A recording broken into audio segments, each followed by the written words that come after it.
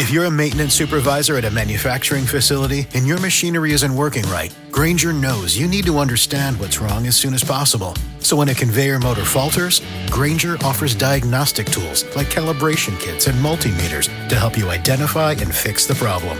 With Grainger, you can be confident you have everything you need to keep your facility running smoothly.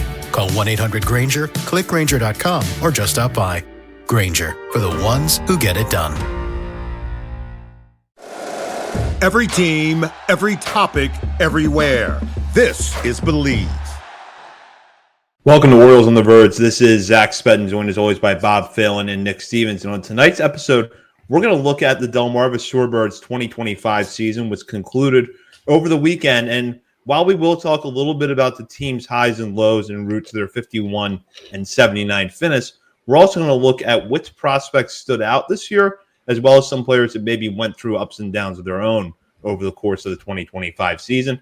That will be on tonight's episode, but first, as we like to do at the top of every episode, we want to welcome a new member of our Patreon community, and for that, I will turn it over to Bob.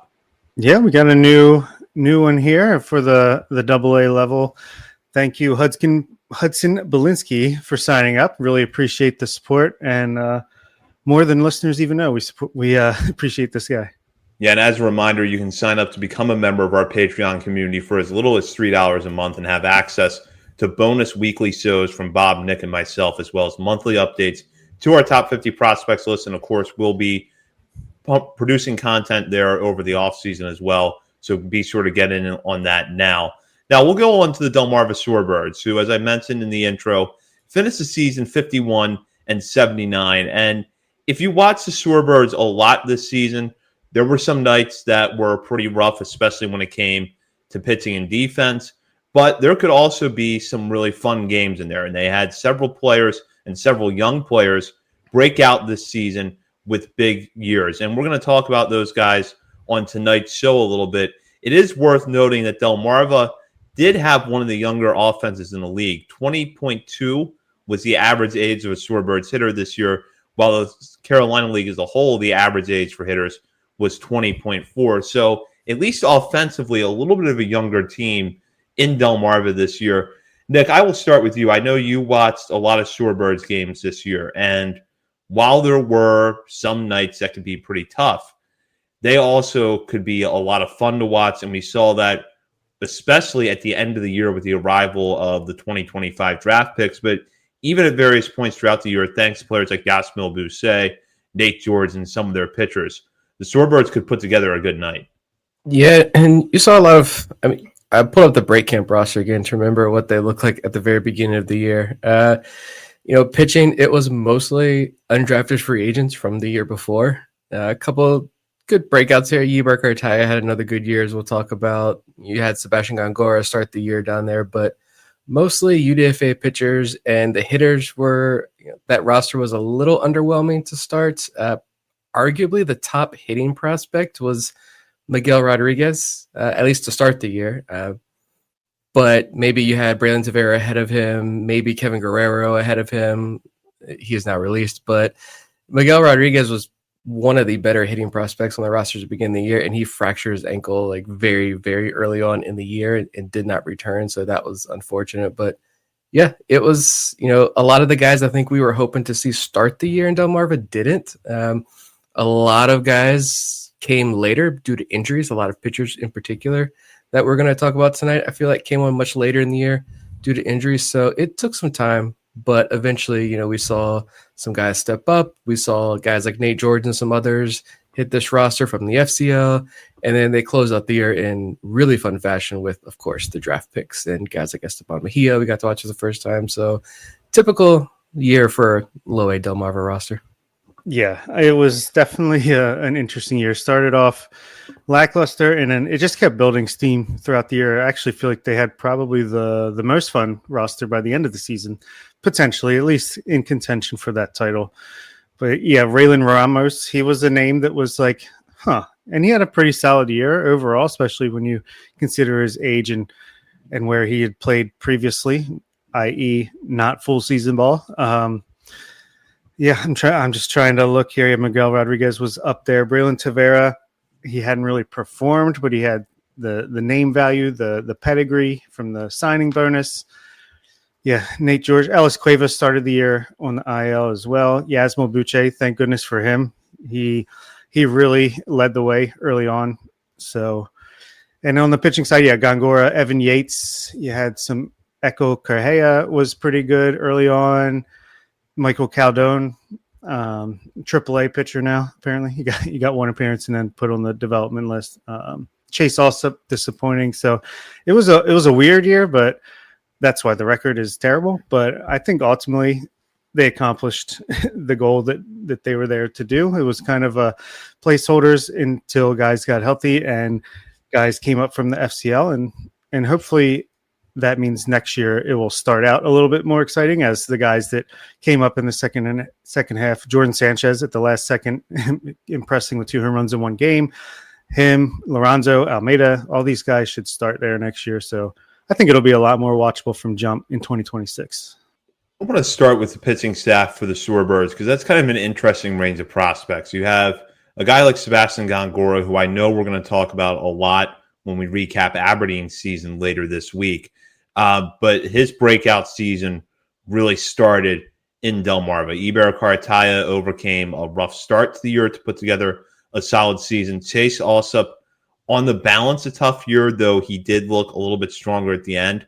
And while it was only a 3-start stint with the Shorebirds, Esteban Mejia was very, very impressive during his time there before going on the development list after hitting his innings limit for the season. So this is kind of a broad mix of, you've got some younger guys like Mejia, like Twine Palmer, who came over in the Ramon Arias trade and made 5 starts for the Shorebirds after the deadline. But then some guys that are a little bit older, like Gongora and Cohen Aiken, another one that had a nice breakout this year, who started in Delmarva. So, Nick, starting with you, just kind of give me your thoughts on what stood out, good or bad, in the pitching staff this season. I mean, there's a few names I'd like to discuss a little bit here, but like Palmer, we've talked about him a couple times recently. I don't want to spend too much time there. The numbers were not great, but he's after the trade, but he's a 20-year-old. He was a JUCO arm. It gets uprooted from Houston, comes over here at the trade deadline, like you mentioned. That's a lot for a 20-year-old first-year guy. Orioles targeted him for a reason.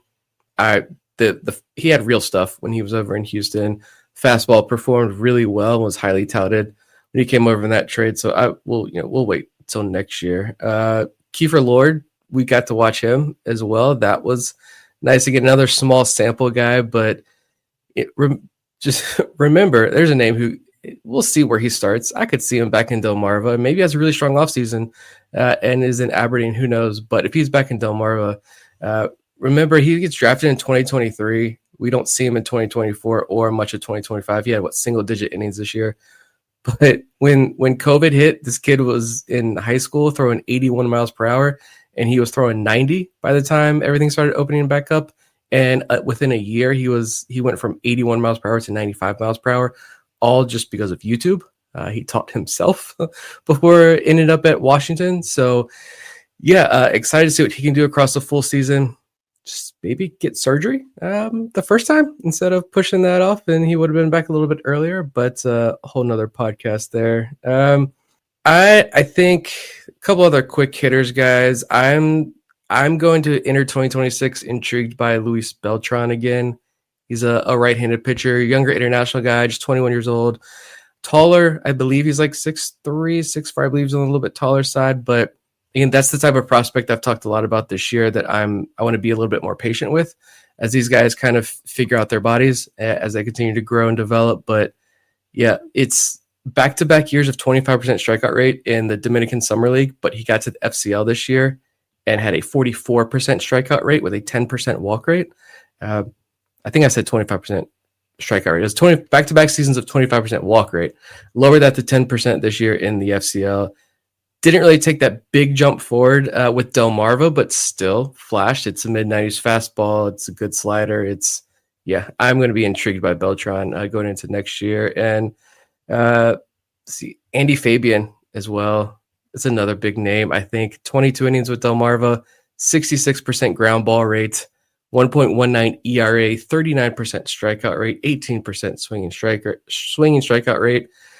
yes, he's 22, but this was his first year as a pro, first full year as a pro, because he was a late signee last year. Kannapolis gets A+ grade for their broadcast in low A because they have velo readings. And I went back and watched. He was up to 97 miles per hour from the left side. And it looked like, like a mid 80s or so changeup that was tying lefties in nuts. The control is, he walked a lot of guys. He's very aggressive on the mound and like falls off pretty hard towards third base side in his follow through. I think that's where he loses some of that control, but he is electric on the mound, just oozing with energy.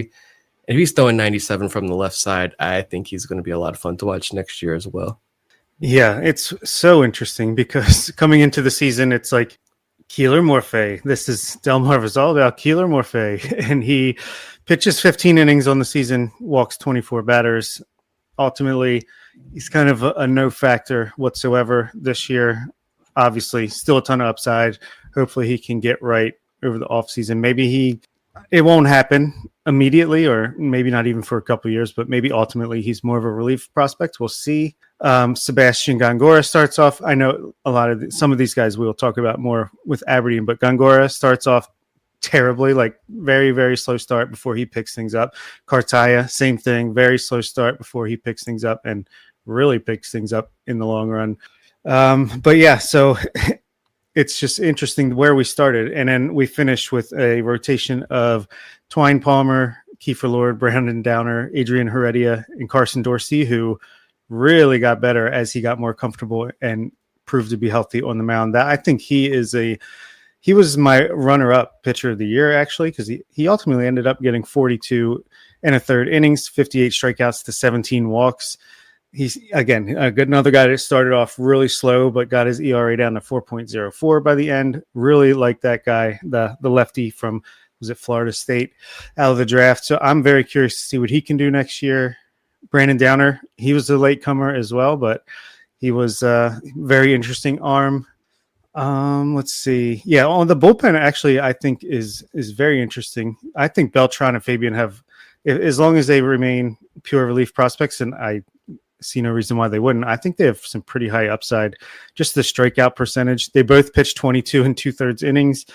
Beltran struck out 38 batters, Fabian 36. Fabian walked less, so he's got a better strikeout percentage. Gave up similar amount of hits. Difference was Beltran had a 5.16 ERA, Andy Fabian had close to 1. But I think these guys could be very interesting duo, right and left combination in the back end of a minor league bullpen, and hopefully one day in the majors. Also have Joe Glassy, who is, again, I believe he's an undrafted free agent, but Orioles have really had some success with these relief undrafted free agents. He's the guy that never walked anybody, 32 strikeouts, 0 walks in 24 and a third innings in his time in Delmarva before a late promotion to Aberdeen. So there's definitely some interesting arms here. I just don't think it came about in the way that we expected it to coming into the season. Yeah, that's a great point, because I remember doing our preview show for the season, and when we got to Delmarva's roster, our conversation really was around Keeler Morphe, because I think everybody saw that as the sort of breakout name late in the 2024 season, and deservedly so, because he finished really strong. The stuff looked really impressive. And the question was, if he can just harness the command a little bit this year, how much better can he be? And what we saw, unfortunately, from him was a lost season.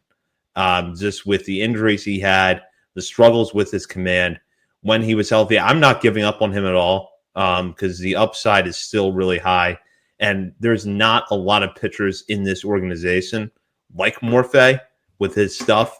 And when he commands it just a little bit, you can see the upside come through. But this year, just with the health and with the command when he was on the mound, it was a struggle. And Bob, I'm glad you mentioned Carson Dorsey, because I'm getting ahead of myself here, but that's an early 2026 breakout candidate. I like Dorsey a lot coming into this year, but we didn't know much about the injury coming out of spring training, so I wasn't sure what, if anything, we were going to see from him this year. And although it took a little while for him to adjust, he ended up putting up really good numbers in his time with the Shorebirds, 58 strikeouts and 44 and a third innings compared to 20 walks. So I really like what he showed us during his time there. I could see him at Frederick to start next year, and one of those guys that could start to really rise up the ranks if he's healthy and able to build on what he did late this season. Yeah, honestly, his FIP was 2.41, xFIP 2.71. So that 4.04 ERA is misleading on its own, but I think it was kind of evening out a slow start. Batting average of 204 against, 33.1 strikeout rate, just under 10% walk rate.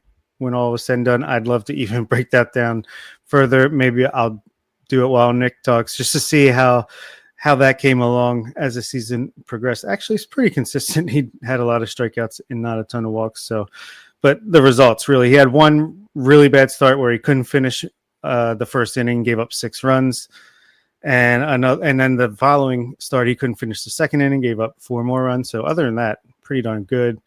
I'm definitely looking forward to seeing what he can do. I'm assuming he'll start at Aberdeen in 2026 and hopefully be one of those guys that ends the year in Billiam where like arrows pointing up. Yeah, I just remember the Joe Doyle report coming out of the draft where talking about his secondaries and how the metrics on them really sang, which was a fun. He just had a fun write up over there on Joe's report. But yeah, he stepped up in a major way at the end of the year, like you mentioned. Great swinging strike numbers just across the board. Close off the year on a super high note. I mean, he can run it up to like 96. I don't know how high he touched this year.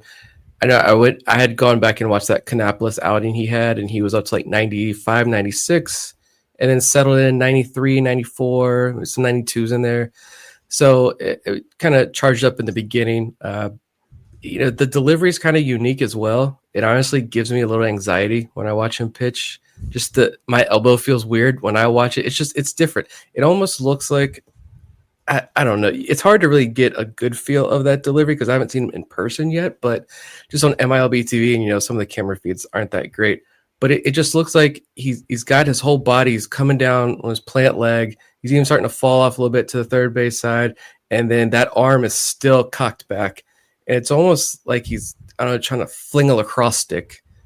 Maybe that works. I'm speaking to a largely Maryland crowd here. You guys love your lacrosse up there. It's like he's flinging a lacrosse stick almost, and just the ball flies out.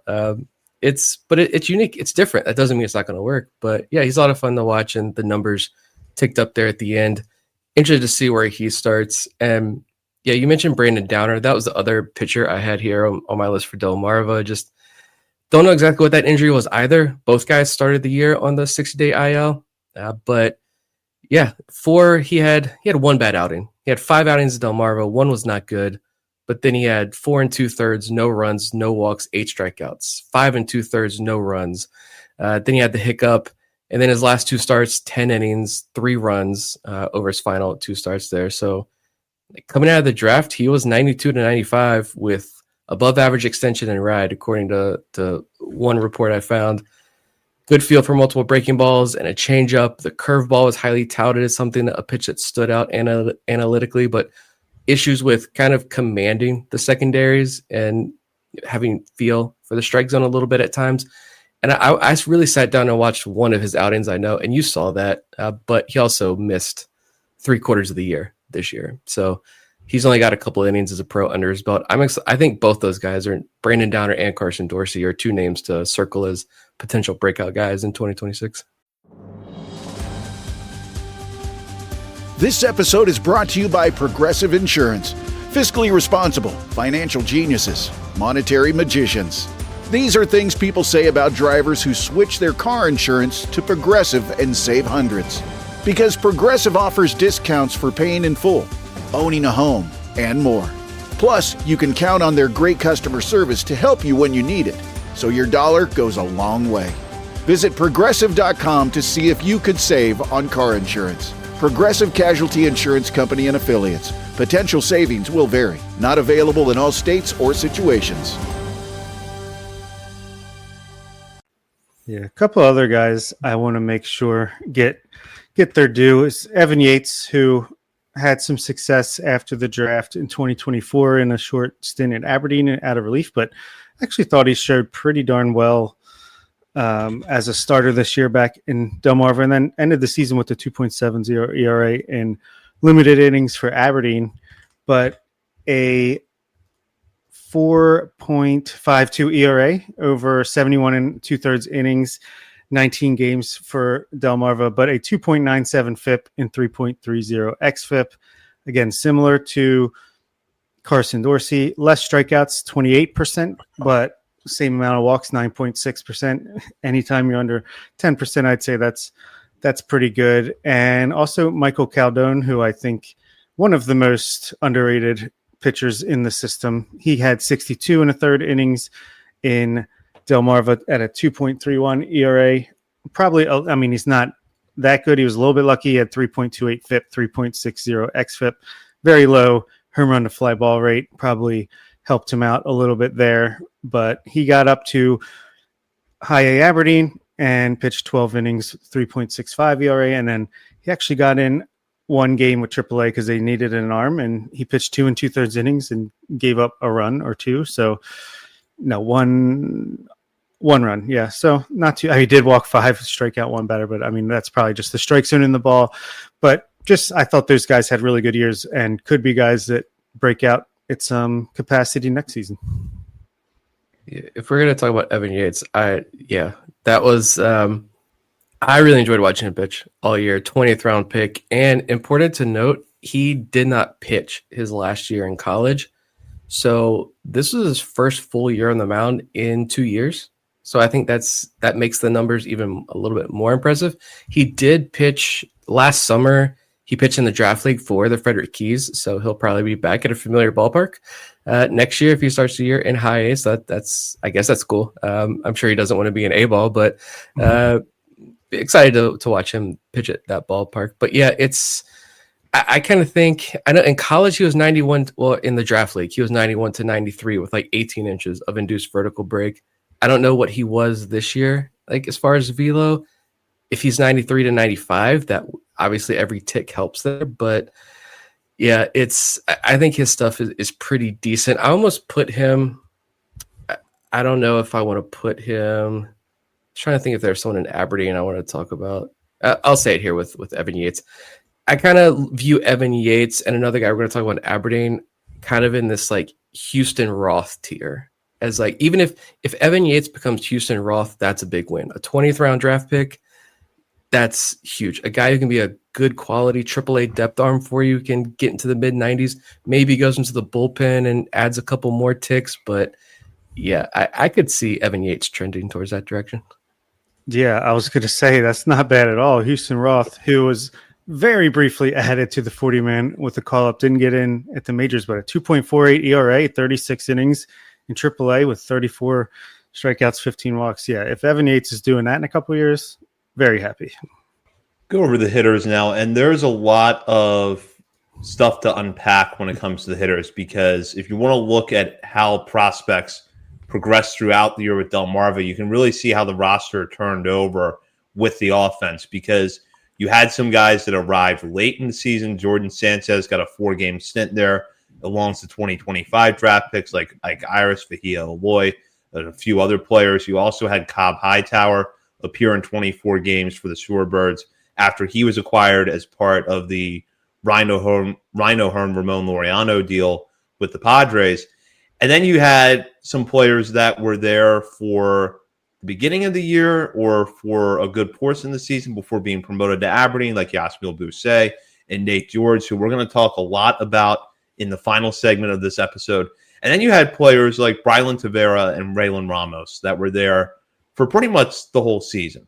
Ramos, I kind of viewed him as the steady presence in the lineup. It felt like his production never got too high or too low. With Tavera, though, I'm left at the end of this season conflicted about how I feel about Tavera. Now, just to go back a little bit, Tavera was at one point the record holder for an international prospect signing bonus with the Orioles. That was quickly broken by Luis Almeida the following year, and we'll talk about Almeida a little bit more in a few minutes. Tavera, 2024, appeared in just 87 games, missed some time because of injuries, and his production with Delmarva when he was there was not very good.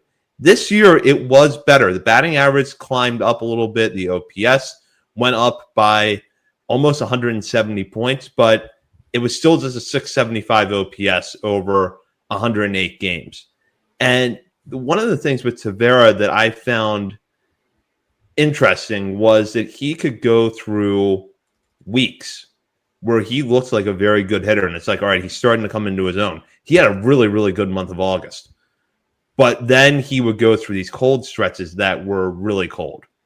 And I'm left conflicted about how to feel about him because on one hand, he really has not made any progress in the last 2 years. On the other hand, he's still just 20, going to be 21 right before the start of next season. So there's reason to believe that maybe he could find his form in Delmarva, but I'm also starting to wonder, is this a guy that kind of stalls out in A-ball because the bat never gets going? And I'm curious to see what you guys think. Yeah, it's very interesting. I think you could see the raw talent because, like you said, he really flashes it from time to time. He did have a nice increase from a 67 WRC plus to a 106 WRC plus from 2024 to 2025.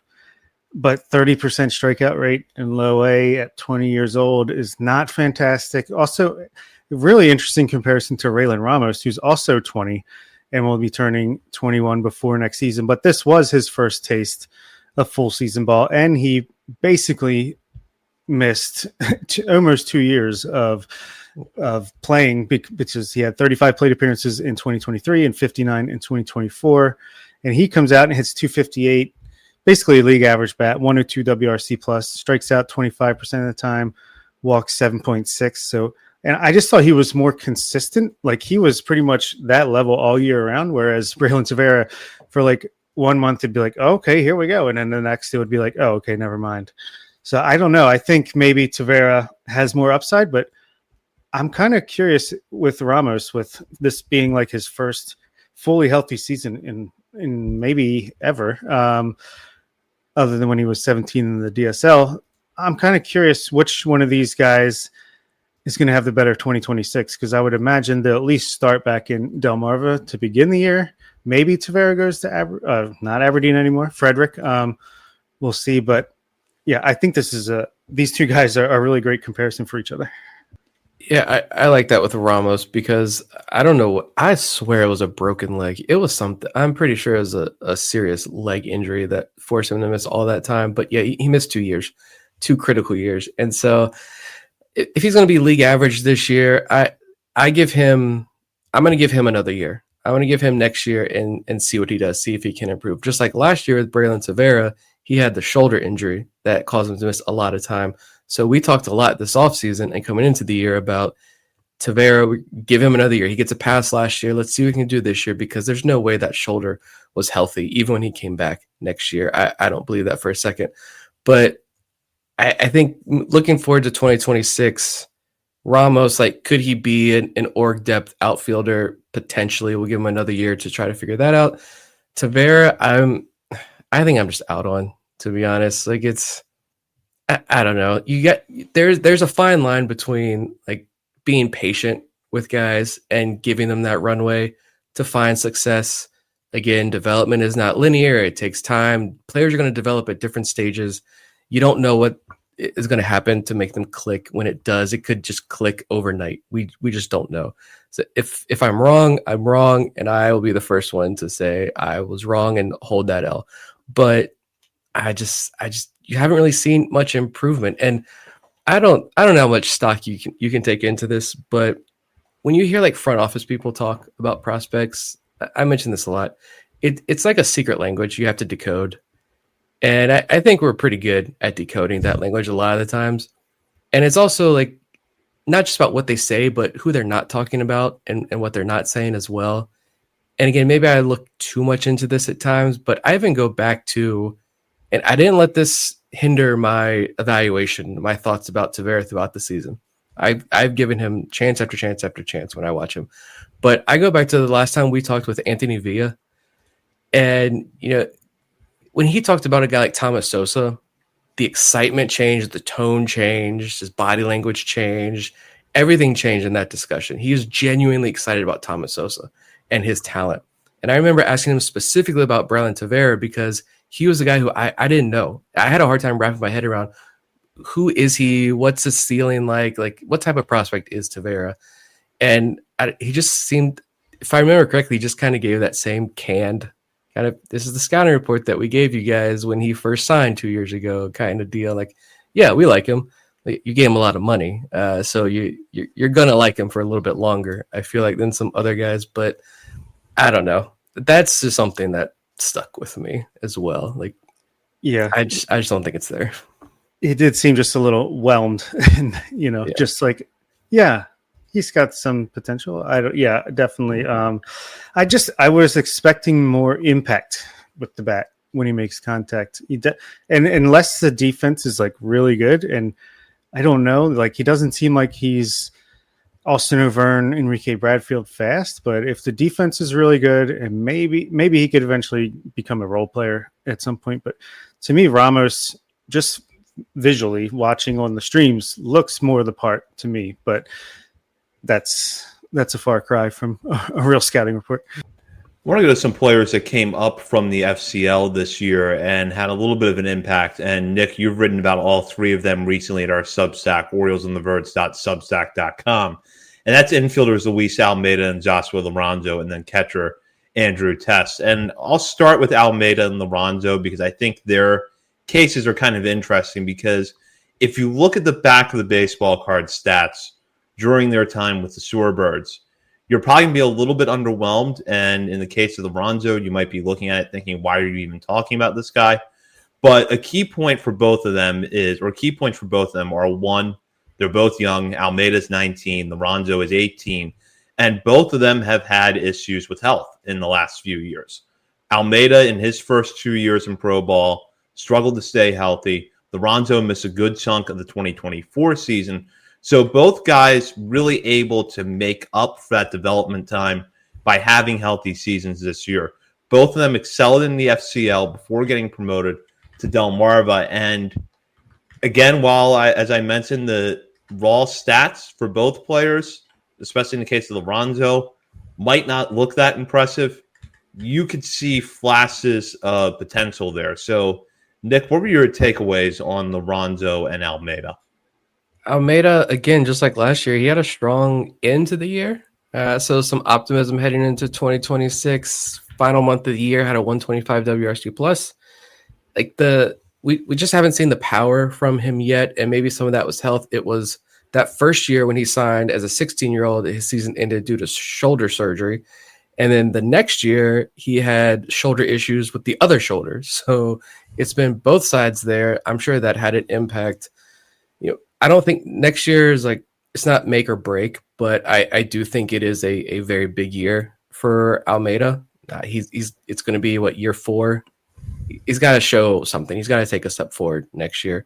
Lorenzo, kind of the same thing, but I feel like, I don't know if this is fair or not, but I feel like Lorenzo's leash is much longer at this point right now. Just like, yeah, the numbers weren't great in Delmarva, but I found this, and I included this in the article. It was Baseball America did a write-up looking at some FCL guys. This was like the week before he got promoted to Delmarva, and they highlighted Joshua Lorenzo, noting year over year, Lorenzo is showing improved contact, swing decisions, and a major jump in power. His max exit velo is now 106.8 miles per hour, which was up 3 ticks from 2024. And he's finding the barrel at a significantly higher rate. That's what I care about. That's promising to me. He's a 19-year-old kid. He got pushed aggressively this year. And just go back. I think he had only 1 home run in Delmarva, but it was a beautiful home run. I thought the EVs was going to be a lot higher. And then I think one of the coaches was like, it was 104, but it was still a beautiful shot. 104 for a 19-year-old kid in his first or second week of low A. I'll take it. You saw the bat speed. I think that was very for real. So I like a lot of the under the hood stuff with Lorenzo going into next year. Yeah, I think Lorenzo's a big time breakout candidate in 2026. I think, again, he's another guy that missed a lot of time in 2024 due to injury.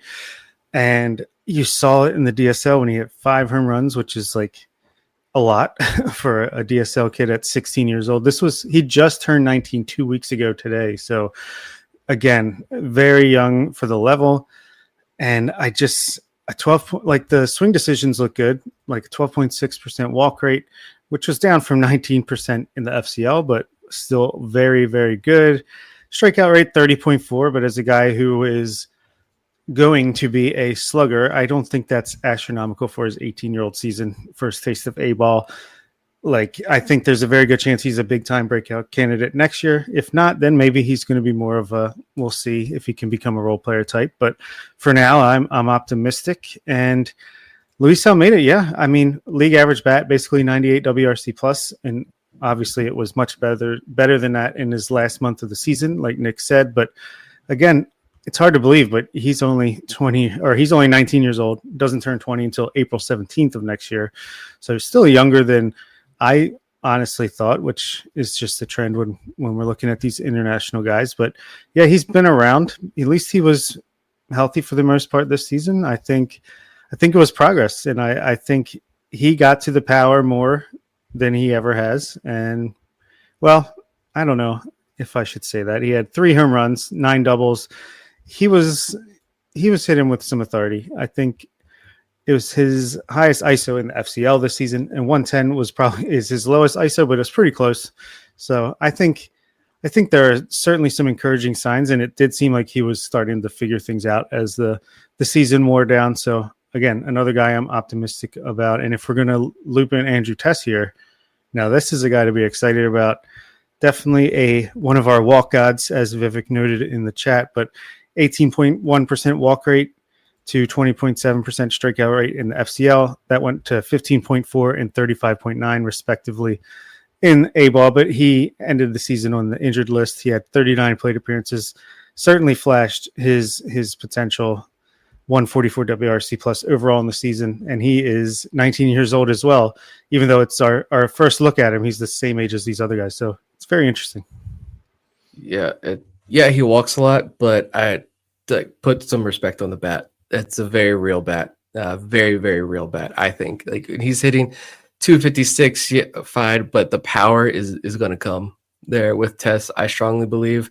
The thing with Tess that's so impressive is that yes, he was 19. He gets pushed up to Delmarva, but he's a 19-year-old catcher, and so it's again same things we talked about with Creed Willems coming up, and Creed talked about he had never called a game before, so you're having to learn how to call a game, learn your pitching staff. It's a pitching staff that's always in flux down there in low A.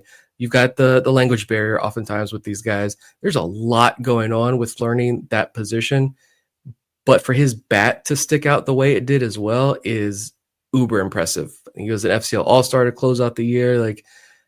Andrew Tess is a dude. He's a real dude. And it's not just the walks. He was hit 18 times, 20 times this year across 2 levels. And surprise, he never threw a bat at a pitcher, unlike Victor Robles decided to.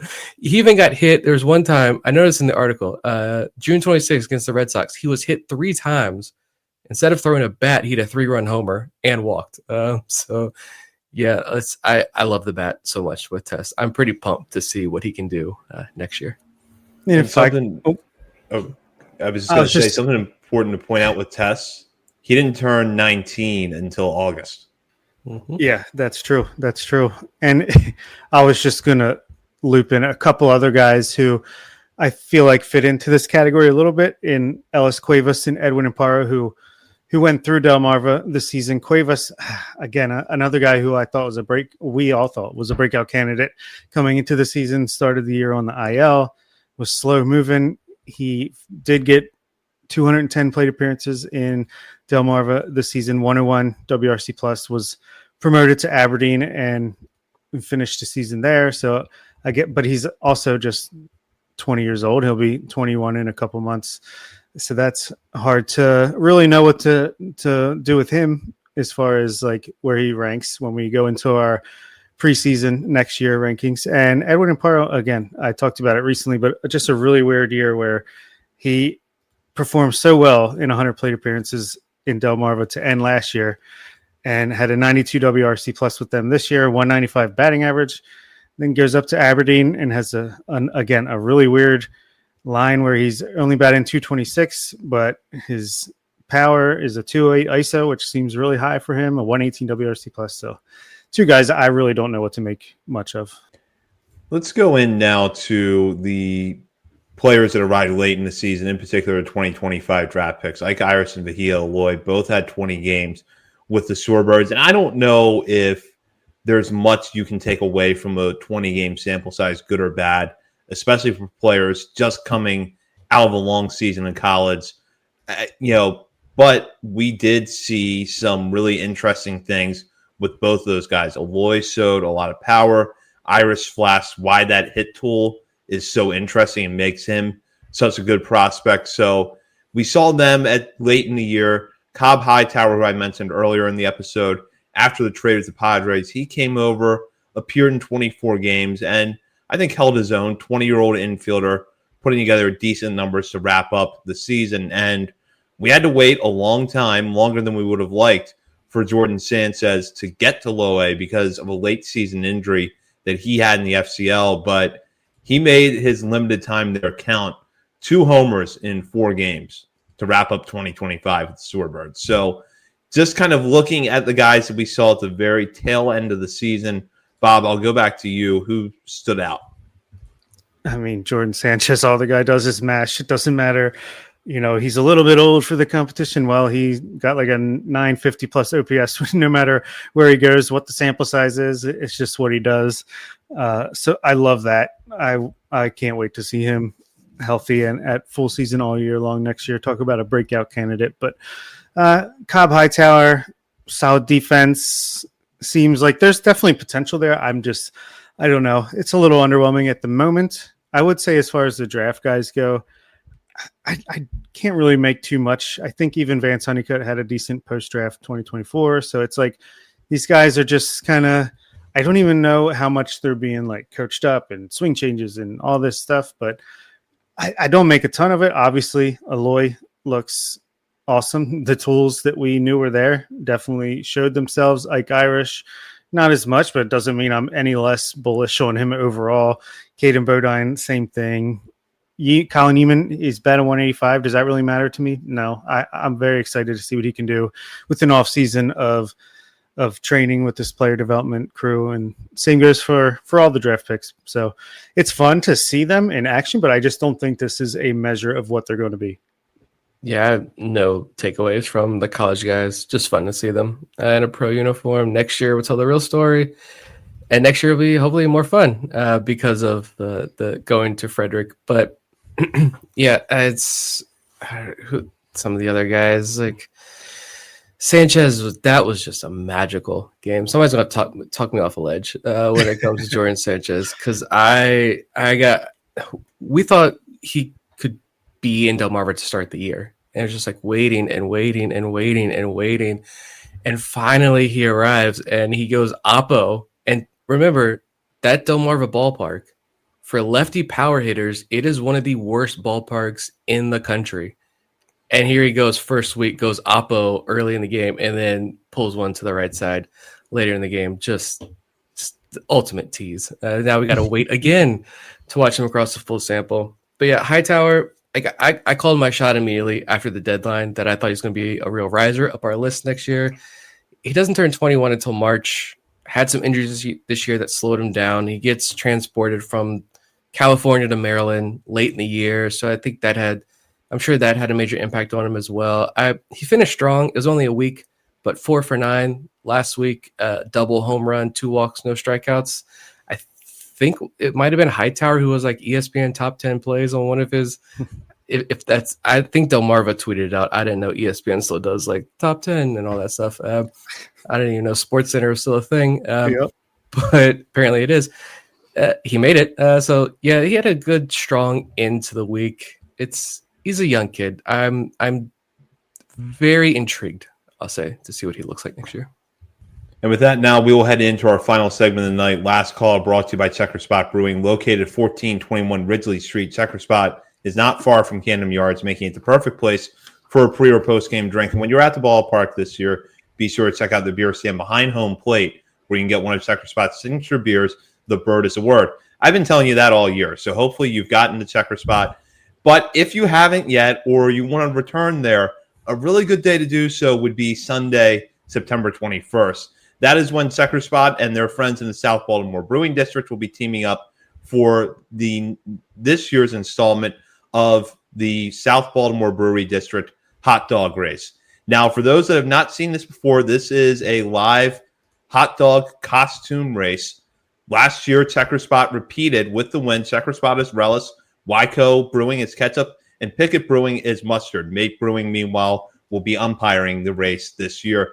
The race will take place at 11 a.m. outside of Pickett Brewing Company, right near Checker Spot. So be sure to head over there and check out the race. It is a lot of fun to watch. I had a chance to go see it last year, and I will be there again this year. Now, for our final segment, we're going to wrap up like we have done with each of our team recaps and give our hitter and pitcher of the year for the level. And in the case of the Shorebirds, we had some competition for hitter of the year. Nate George edges out a win here over Yasmil Boucher. Bob and I both picked George, while Nick had Boucher. Both of them had very impressive seasons, and we'll talk about that in just a moment. Our pick for pitcher of the year, though, it was unanimous, Iber Cartaya. So let's start with the hitter of the year, because both George and Boucher had excellent years. And George, our winner, began this season in the FCL, got off to a torrid start there before being promoted to Delmarva, and ultimately ended this season in Aberdeen. During his time with the Shorebirds, George hit .337 to go with a .410 on base percentage, .491 slugging percentage, and a .163 WRC plus. And on top of that, showed pretty good defense in the outfield. And while stolen base efficiency was a little bit of an issue for George there, he still managed to get 25 steals in 43 games with the Shorebirds. Visually, Nate George is a lot of fun to watch, but the talent backs it up. So give me your thoughts on our winner in this category, Nate George. He came in like a wrecking ball through Delmarva. I mean, he was like, boom, hits the ground running in FCL, takes that league by storm, promoted to Delmarva very quickly, gets his largest sample size, 186 plate appearances there, 163 WRC plus, like you said. Almost identical numbers other than a lower BABIP than he had in the FCL. And I gave him the edge, and he goes up to Aberdeen and does some damage there too. Actually, a 133 WRC plus at his 19-year-old season. I just gave him the edge over Boucher because, I mean, Boucher's season was phenomenal, came out of nowhere. Big surprise, pleasant surprise. But I just feel like if George spent 4 months in Delmarva, I feel like his numbers would have been absolutely ridiculous. I think he would have just, I mean, it's hard to say he would have gotten better and better, but in some aspects, I feel like that would be the case just because he seems like a very, very fast learner. And if you sit him in a low level competition like that, I think he's going to own it. I just went Boucher because counting stats. This is a counting stat award. 8-something OPS led the team in home runs. George had like half the games. That was it. But no, it's tremendous season by George. Not an unknown 16th round draft pick, but still this cold weather state kid with limited experience against top pitching on the showcase circuit. Like, yeah, we knew he was a freak athlete, track superstar, good power potential, but I think the big question was the hit tool and how that was going to show up against quality pitching. And it turns out he can hit pretty well. I know there might be some questions about some of the batted ball data. I don't care at all right now, considering he's 19 years old. And you look at what he did. This was his first real challenge of his career, and he excelled in a major way. Yeah, you mentioned the base steals, 50 stolen bases, but he got caught 25 times. It's just so much of his game is raw, and that's scary because of how good he was already. And we've talked about this before. I just think it's going to come down to more experience. The game's going to slow down a bit for him.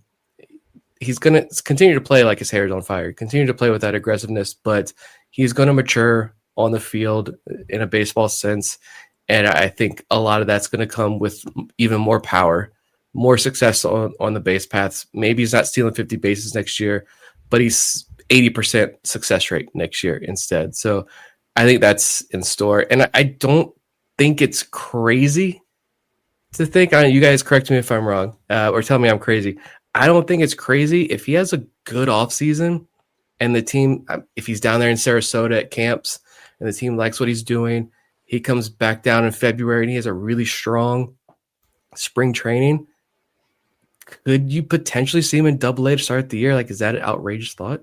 I don't think so. Not outrageous at all.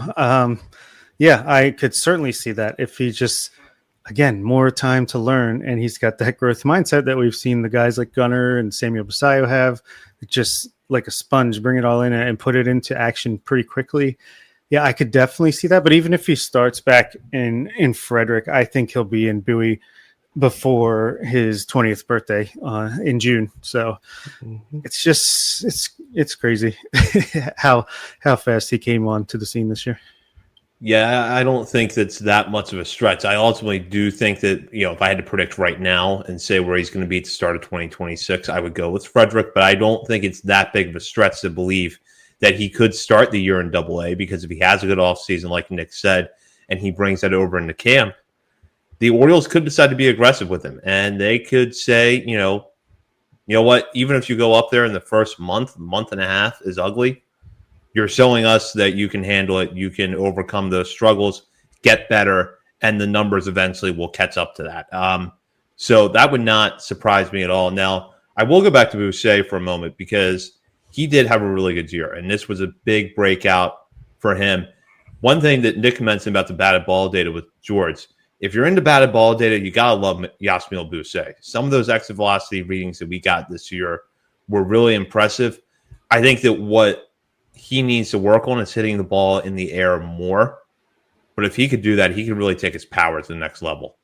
Yeah, I think he's still a legit prospect. I think, what we saw from I'm already forgetting the catcher who had a lot of success in Delmarva and not quite as much in Aberdeen and has since been released, Mordan, Anudis Mordan. I think that he's much more real than Mordan ever was, just because the exit velocity numbers. And yeah, I think he has much less swing and miss concerns, still a little bit. But like you said, if he can get the ball in the air more often, if we saw the jump he made from 2024 to 2025, you have to think, even if he's going to long-term mostly be a first base prospect, that's not too shabby. I'll go over to Cartaya now. And I mentioned earlier that Cartaya overcame a slow start to the season. I just want to put that into perspective for a moment. At the end of April, Cartaya had an 8.22 ERA over 15 and a third innings pitched. He walked 18 batters in the month of April and struck out 20. Ultimately, his final line with the Shorebirds, 78 in the third innings pitched, 3.56 ERA, 3.83 FIP, 4.2 xFIP, with 96 strikeouts to 50 walks. Yes, the command still has some ways to go, but he has really good stuff. And one thing that I was encouraged by watching a lot of his starts this year was that as the year went on, I thought he was doing a better job of repeating the delivery. He's a lanky guy that has a lot of moving parts to his delivery, so it's bound to get a little funky, sometimes a little too funky. But I thought that as the year went on, he was staying more consistent with his mechanics, repeating his delivery more. And if he's able to continue doing that, I think that the Orioles have something here. Yeah, I mean, from May 17th to his last start or last appearance, he didn't start that game, actually, July 30th with Delmarva, he had a 1.59 ERA over 56 and two-thirds innings, 68 strikeouts, 25 walks. It's just under 30% strikeout rate and just under 11% walk rate, 2.88 FIP, 158 batting average against. So, I mean, he was straight up dominant for 2 months straight, 3 months straight, 2.5 months. And then he started a little. He had his ups and downs in Delmarva, which maybe we'll talk about in the next episode, maybe not. But I think he put himself in a pretty good spot. He could be like almost like an Edgar Portes type of prospect, where it's like, can he keep it going as you start to reach more high A, double A? We'll see. But the stuff is there. As long as he can keep them walks under control, I think he could at least be a relief prospect. In 98 innings this year was more than he had in 2023 and 2024 combined. So I'm sure the arm got a little worn down at the end of the year there. Yeah, the interesting part with Cartaya, though, is you guys have touched on everything about him, but he is Rule 5 eligible this offseason.